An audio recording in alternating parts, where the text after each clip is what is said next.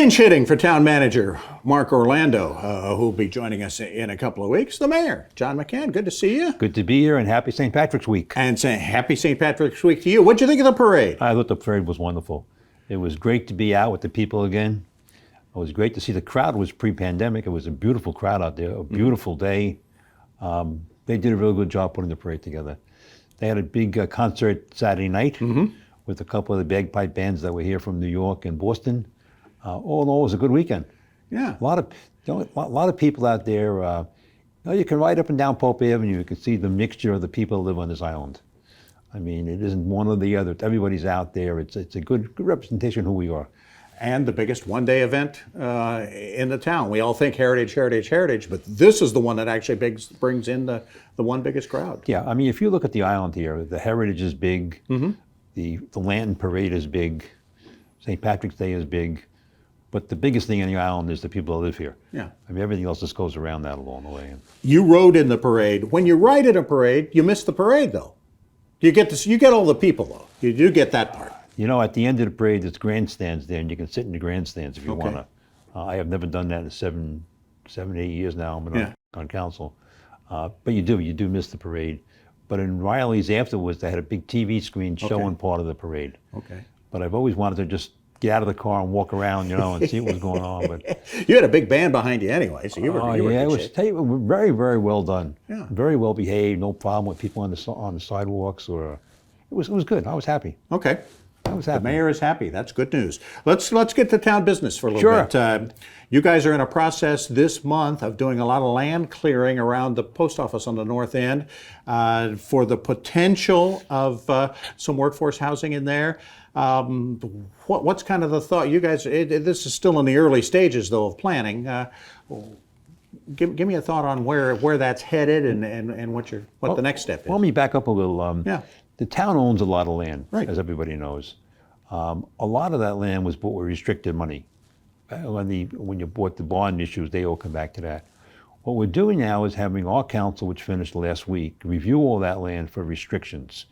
And then we're having a law firm in Columbia review it again for restrictions. We want to be able to know what we have that is usable and not usable. When people say, you got a lot of land, we have a lot of land that we can't use that's going to be protected for the rest of the life. So once we know what that land is, then we can figure out how we're going to use it along the way. As far as the post office property goes, post office property is free and clear. It can be used. We're looking to build housing there, not part apartments and part affordable housing, but housing there. And we're looking to do a public-private partnership with someone. The RFP or Q will go out by the end of this month. And it will say we're looking for someone to come in and build it, maintain it, do everything they have to do.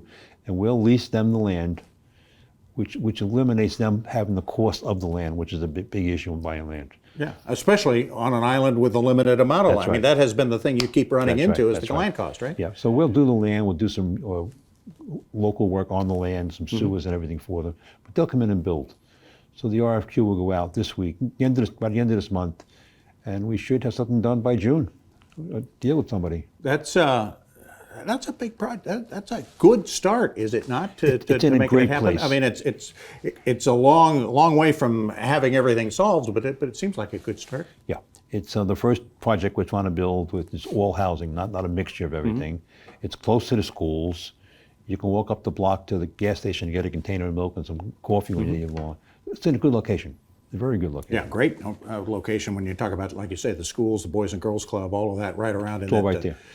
In that part of the park. It's a good thing. The 278 Corridor Project, folks can still have your 2 cents in online on the 278 Corridor website that we've been talking about a lot of.